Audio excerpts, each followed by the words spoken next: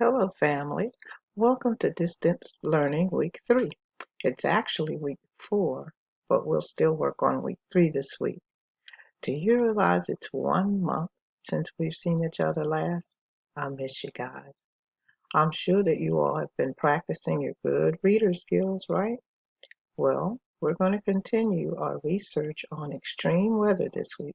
But before we do, let's warm up with some phonemic awareness.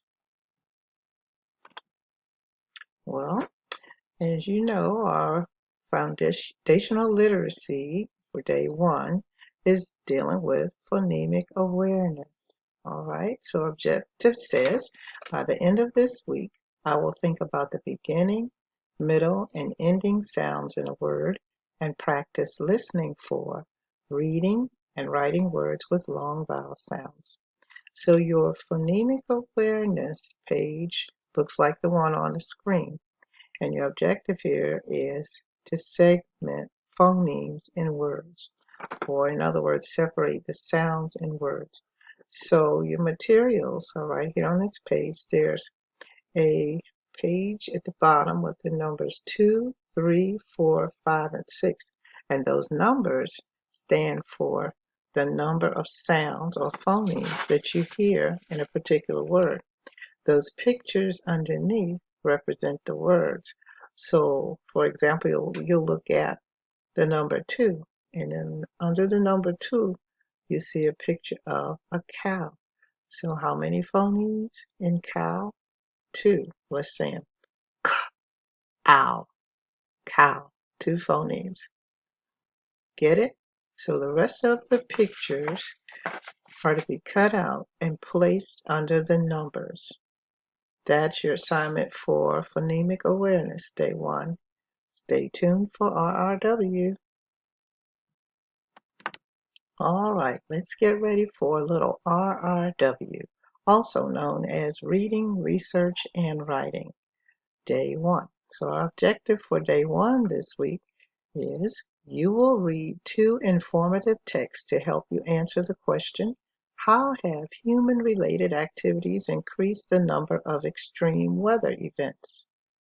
But before you read, on the RRW worksheet provided, in the part that says Exploring My Prior Knowledge, I need you to jot down something you already know about climate change and how humans work to fight it.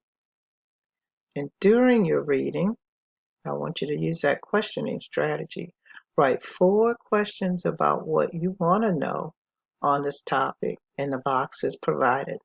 You can use the question stem bank at the bottom of the page to help you write your questions. So I'll put this on pause, and you put this on pause while you read your 2 texts. Here are your texts to be read. The first one is titled Climate Change. That's the one with the polar bear on the front.